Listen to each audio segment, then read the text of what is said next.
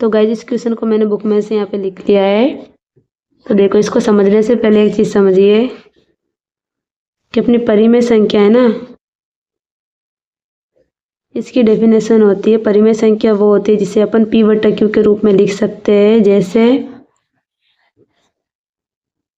3/5, 2/1 and 3/1, ऐसी जितनी भी संख्या आती है ना जिनको अपन बट्टे के रूप में लिख सकते हैं, वो सारी अपनी क्या होती है, परिमेय संख्या होती है।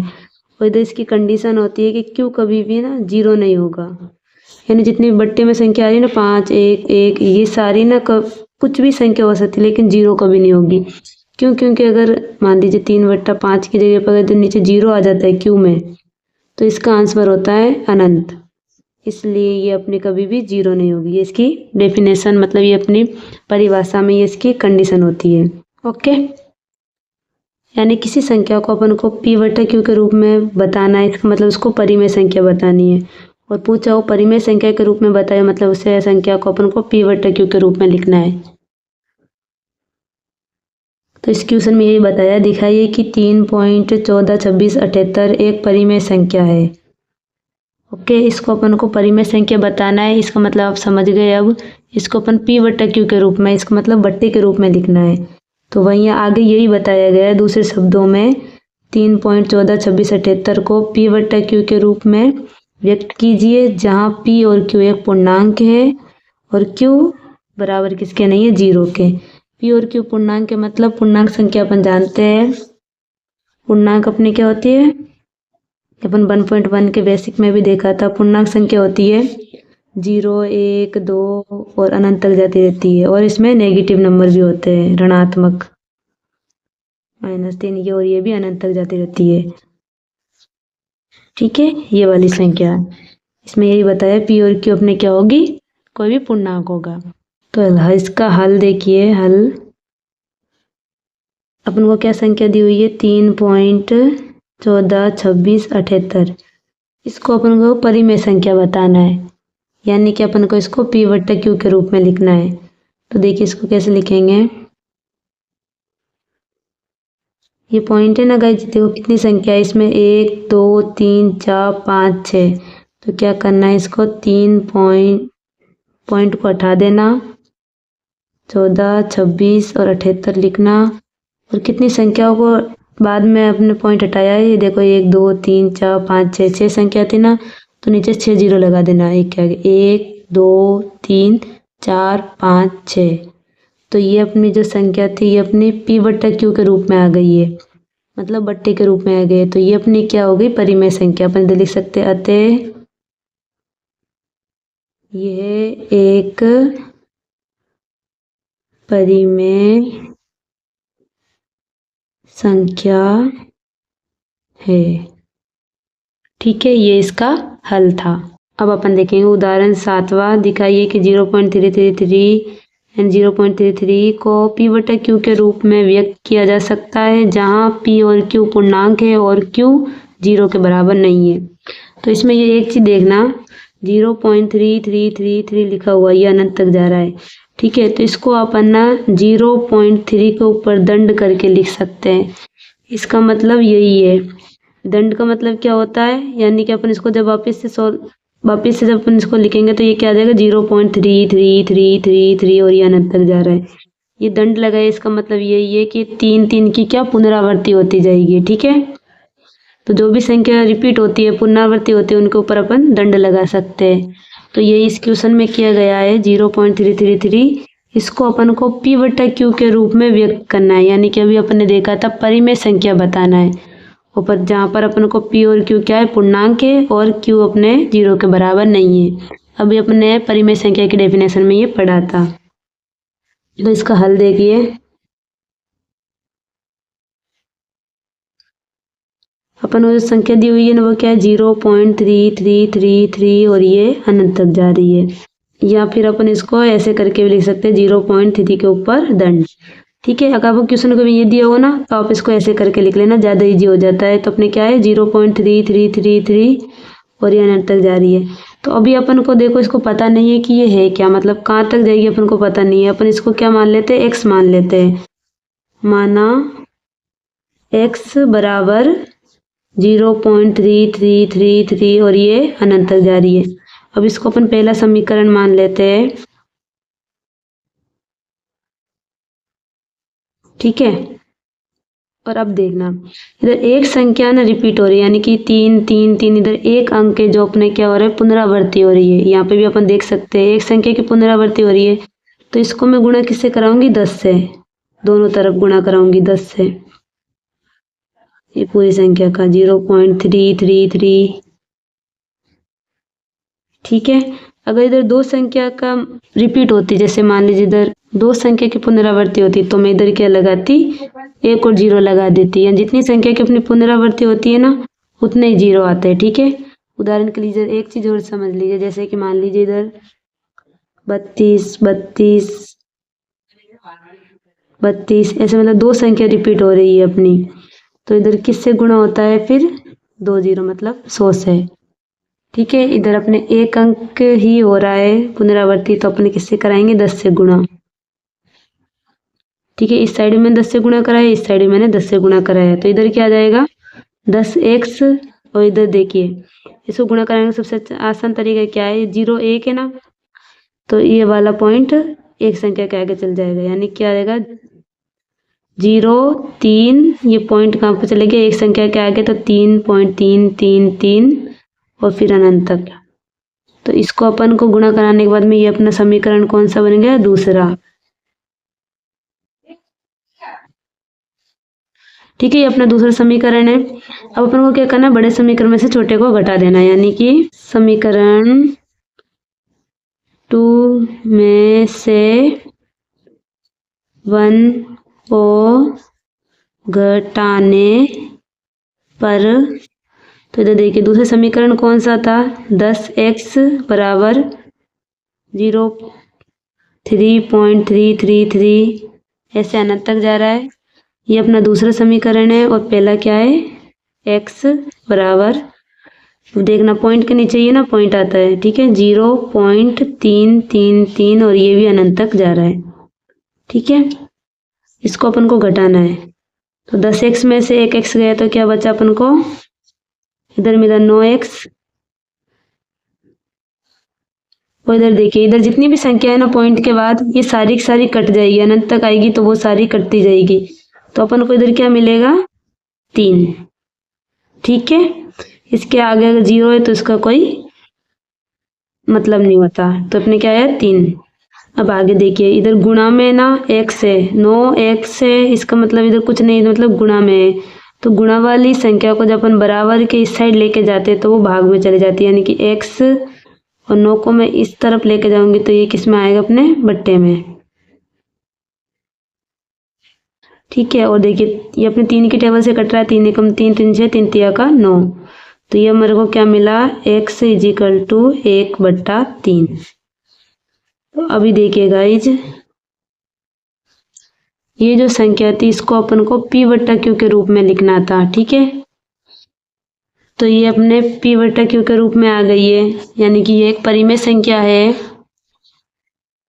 और देखिए आगे क्या लिखा है, जहां पर p और q क्या है, पूर्णांक होंगे और q कभी भी 0 नहीं आएगा, तो ये देखिए सेटिस्फाई भी हो रहा है, ये अपने पूर्णांक में आती है संख्या और q अपने क्या 0 नहीं आया है, यानी कि ये एक परिमेय संख्या है, और इसे अपने परिमेय संख्या के रूप में बता दिया है। तो ये अपना आंसर यहीं तक था, ओके।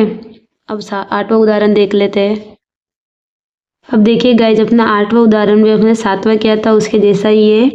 इसमें क्या बोला, दिखाइए कि 1.272727 और इसकी क्या है, पुनरावृत्ति होती जा रही है अनंत तक। इसको अपन कैसे लिख सकते हैं, 1.27 के ऊपर दंड, इसका मतलब 27 27 रिपीट हो रहा है, को p/q के रूप में व्यक्त किया जा सकता है, यानी कि क्या अपन इसको बट्टे के रूप में लिख सकते हैं, जहाँ p और q पूर्णांक है और q अपने 0 के बराबर नहीं है, सेम टू सेम अपने 7वें उदाहरण के जैसा। तो इसका हल देखिए, हल अपन कौन सी संख्या दी हुई है, 1.272727 अनंत तक जा रही है, यानी कि अपन इसको ऐसे भी लिख सकते हैं, 1.27 के ऊपर दंड, ठीक है। अगर अपन क्वेश्चन में सिर्फ यही लिखा हुआ हो ना तो अपन को उसको सरल करके ऐसे लिख लेना, इजी हो जाता है सोल्व करना। इस संख्या को लिख लेना 1.27 ये अनंत तक जा रही है। अब अपन इसको बता नहीं सकते गाइस कि ये कहाँ तक जाएगी, इसलिए अपन इसको x मान लेंगे, सातवें क्वेश्चन की तरह ही माना, x बराबर ये संख्या। तो इसको अपन पहला समीकरण मान लेते हैं। अब इधर देखिए, इधर दो संख्या है ना, दो अंक है ना रिपीट हो रहे हैं, यानी 2 अंक की पुनरावृत्ति हो रही है, 2 और 7 की। तो अब अपन इसको 100 से गुणा कराएंगे, ठीक है, यानी इधर 2 जीरो लग गया। अभी अपन ने देखा था उसके अंदर अपन ने 1 जीरो लगाया था, क्योंकि उधर 1 अंक की ना पुनरावृत्ति हो रही थी 3 की, ठीक है। ये देखिए 1 अंक था इसलिए 1 जीरो आया, और यहाँ पर अपने 2 अंक की पुनरावृत्ति हो रही है इसलिए इधर 2 जीरो आए। अगर 3 अंक होंगे तो 3 जीरो आएगा, 4, 5, 6 जितने भी अपनी संख्या रिपीट होगी उतने ही अपने जीरो आएंगे, ठीक है। ये आपको अब समझ में आया होगा शायद। तो देखिए 100 का गुणा किससे होगा, x से, और इधर इस साइड भी मैं इस साइड गुणा करा रही हूँ तो इस साइड भी मेरे को गुणा कराना पड़ेगा। 100 का गुणा इस पूरी संख्या से 1.27 और ये अनंत तक जा रही है, ठीक है। देखिए इसको क्या आएगा, ये इसका गुणा होकर 100x, और इसको गुणा कराने का ये तरीका क्या है, इधर 2 जीरो है ना, 1 और 2, तो इस पॉइंट को मेरे को 2 संख्या के आगे लिख दूंगी। तो ये क्या आएगा, 1, 2, 7, और यहाँ पे आ जाएगा पॉइंट 2, 7, 2, 7, ये अनंत तक जा रहा है। गुणा कराने के बाद ये अपने जो समीकरण आया उसको अपन दूसरा समीकरण मान लेंगे। और अब अपन को क्या करना है, बड़े समीकरण में से छोटे समीकरण को घटा देना, यानी कि समीकरण 2 में से 1 समीकरण को घटाने पर, तो देखिए अपना दूसरा समीकरण कौन सा था, 100x बराबर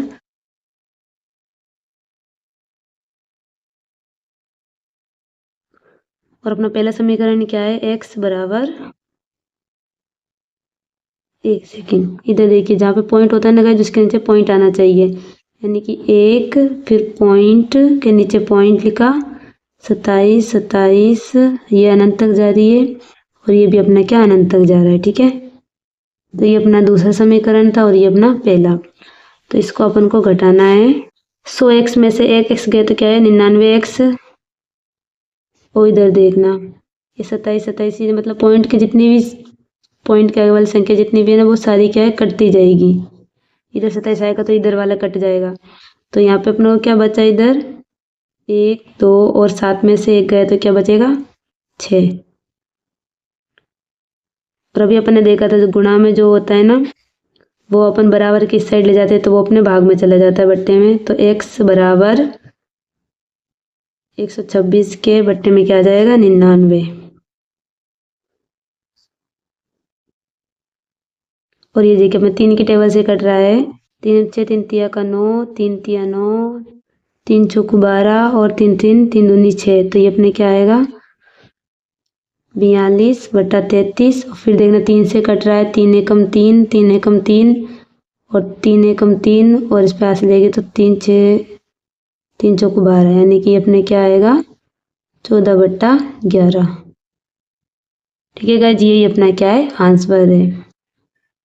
तो देखिए अपन को इस संख्या को क्या है p/q के रूप में लिखना था और इसे अपन ने p/q के रूप में लिख, तो ये अपने क्वेश्चन में दिया हुआ है वो सेटिस्फाई भी हो रहा है। p और q क्या है पूर्णांक है और q अपना 0 नहीं है। तो देखिए जो अपना आंसर है उसमें p और q क्या है एक पूर्णांक संख्या है और अपने q है जो मतलब नीचे बट्टे में वो अपना 0 नहीं है।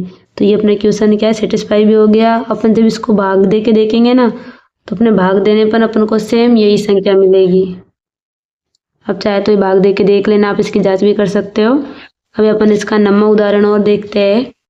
अभी अपन देखेंगे नम्मा उदाहरण, दिखाइए कि 0.2 35 और ये इसका क्या है अनंत तक जा रहा है। इसको अपन कैसे लिख सकते हैं 0.2 के ऊपर दंड, यानी कि 35 की क्या होगी पुनरावृत्ति होगी, को p/q के रूप में व्यक्त कर सकते हैं जहाँ पी और क्यू पूर्णांक है और क्यू अपने 0 के बराबर नहीं है। ये भी बिल्कुल वैसा का वैसा ही क्वेश्चन है। देखिए इसका हल अपन को क्या दिया हुआ है, 0.235 तक जा रहा है। इसको भी गाइस हमको पता नहीं है कि ये कहाँ तक जाएगा, इसलिए अपन इसको x मान लेंगे। x बराबर क्या माना, x बराबर 0.235 तक जा रहा है। अब इसके अंदर देखिए दो संख्या की पुनरावृत्ति हो रही है। दो अंक है ना, 1 और 2। देखिए 2 है, ये 2 की पुनरावृत्ति नहीं हो रही, सिर्फ 35 की पुनरावृत्ति हो रही है। और ये कितने अंक है, 3 और 5, ये दोनों 2 अंक है। तो इधर मेरे को 100 से गुणा कराना पड़ेगा, 100 गुणा x, और इस साइड भी 100 से गुणा।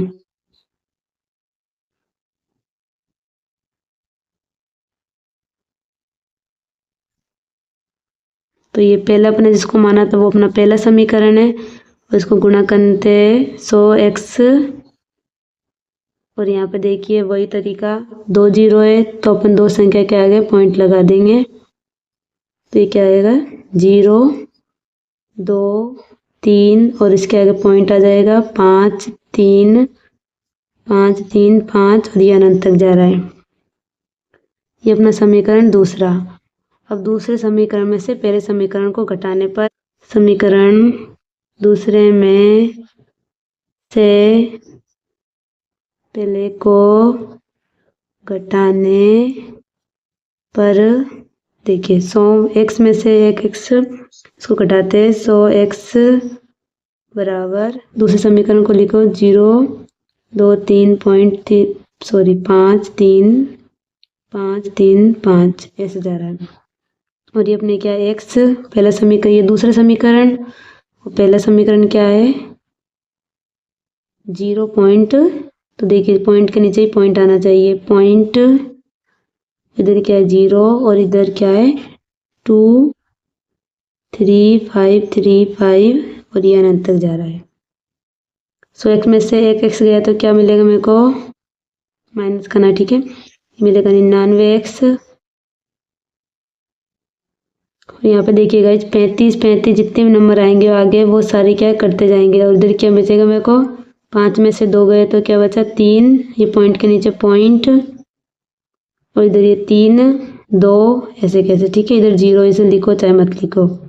अब देखिए 99x, इसको मैं कैसे लिख सकती हूँ, इस संख्या का में जो पॉइंट है ना उसको हटा सकती हूँ, क्यों, क्योंकि ये अनंत तक नहीं है और ये संख्या क्या यहाँ तक ही है। तो इस संख्या को मैं हटा दूंगी पॉइंट को, तो क्या मिलेगा मेरे को 23, और 3 एक संख्या के बाद हटाया तो इधर 1 0 आ जाएगा, मतलब 10। ये इसके गुणा में है, ठीक है, तो इसे गुणा में ना तो उसको अपन इस साइड लेके जा सकते हैं। तो ये क्या मिलेगा, x बराबर, ये अपने 233 ऐसे कैसे, इधर क्या होगा 10 से गुणा होगा 99 का, ये में क्या मिलेगा 233 बट्टे में 99 और 0, ठीक है, इसको गुणा कराएंगे तो अपन को 990 मिल जाएगा। तो ये अपना क्या होगा, ये अपना लास्ट आंसर है। इस संख्या को अपन को p बटा q के रूप में लिखना था। p और q क्या होना चाहिए, पूर्णांक, और q अपने 0 नहीं होना चाहिए। तो ये देखिए p बटा q के रूप में आ गया है, जहाँ पर p और q क्या है, पूर्णांक संख्या ये, और q अपना 0 नहीं आया। तो यही अपन को व्यक्त करना था p बटा q के रूप में, ठीक है। अपना लास्ट उदाहरण देख लेते हैं 10 बार।